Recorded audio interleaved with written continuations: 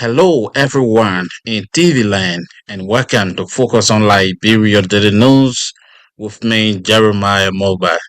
Today is Tuesday, June 25th, and the year is 2024. First, I bring you the headlines. Liberia celebrates 2024 Public Service Day with a call for innovation. U.S. State Department's later report indicates Liberia not fully meeting minimum standards for combating human trafficking, and government of Liberia clarifies new buses supplied by Ghanaian-based Brazilian manufacturer Marco Polo. Those were the headlines. Now the news in detail. Public Service Day dives deep into the heart of community service, celebrating the spirit and dedication of public servants worldwide every June 23rd. This special date, established by the United Nations General Assembly in 2002, shines a light on public servants' crucial role in enhancing governance and democracy. These hardworking individuals, from firefighters to bureaucrats, embody values like integrity to earn public trust and improve lives.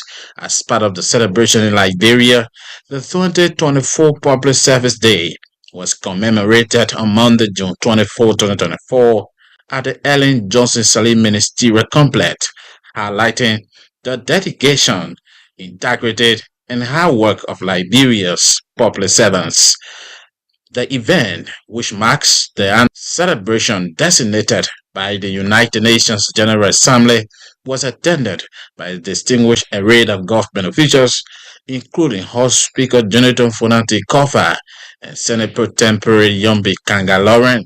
In his opening statement, Josiah Joka, Director General of the Civil Service Agency, welcomed attendees and emphasized the vital role of public servants in the functioning of the government and the delivery of essential services. The ceremony, attended by Gabriel Sally, acting director and dean of the cabinet colleagues, members of the diplomatic corps, esteemed development partners, distinguished honorees, special guests, and members of the press serve as a platform to reflect on the values guarding public service.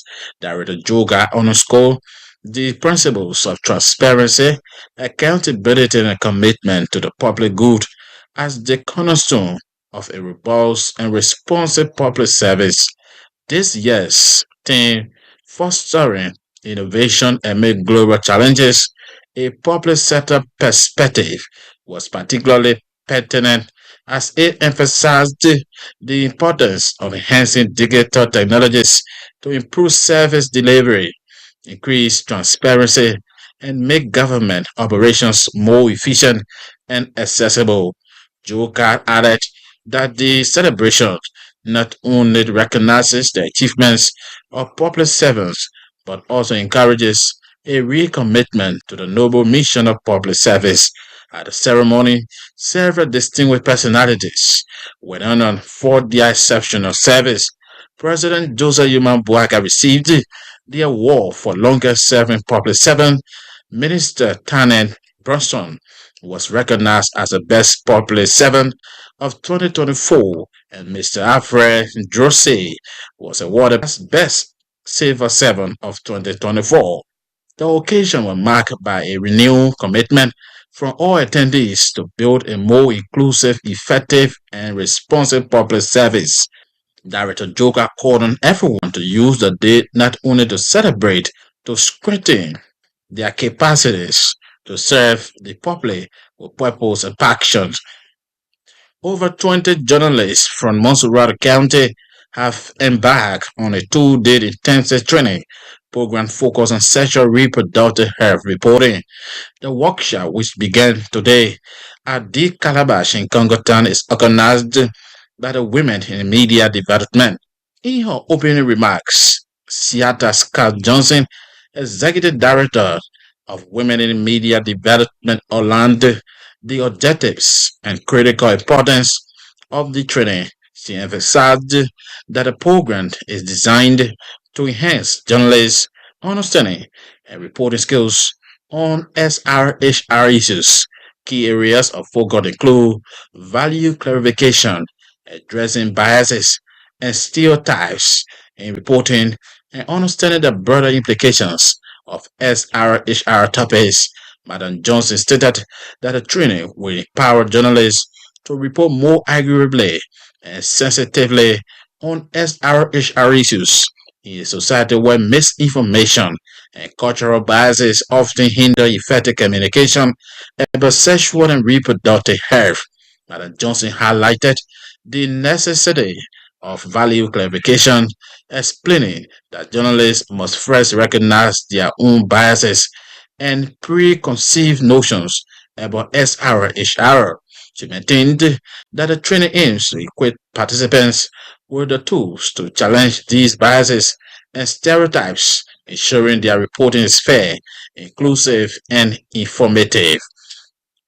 The United States Department of State has released a 2024 Trafficking in Persons report, which ranks countries based on their perspective or respective government's response to human trafficking in the preceding year, with Liberia being ranked as tier 2 country on its watch list, second to highest ranking. According to the report's executive summary, the government of Liberia did not fully meet the minimum standards for the elimination of trafficking, but was making significant efforts to do so.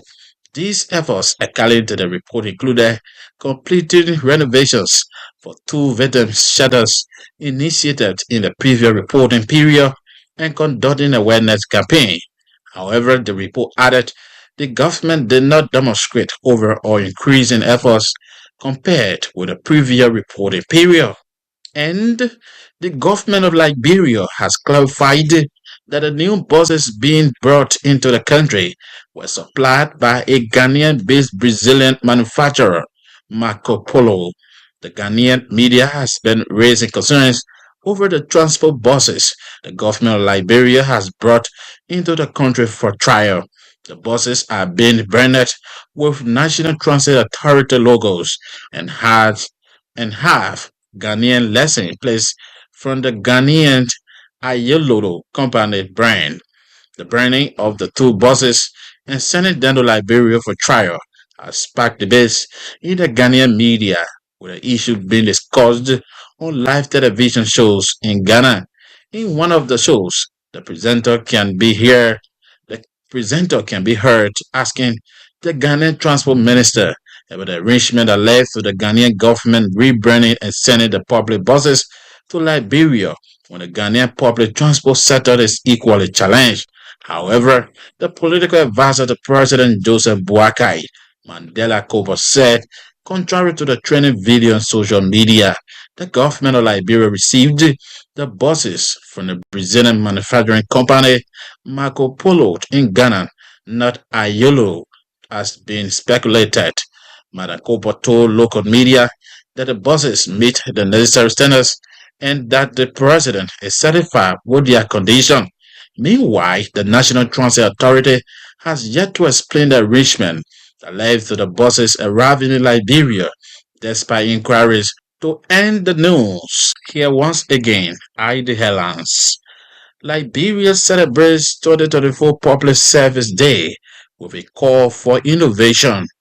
U.S. State Department's later reports indicates Liberia not fully meeting minimum standards for combating human trafficking.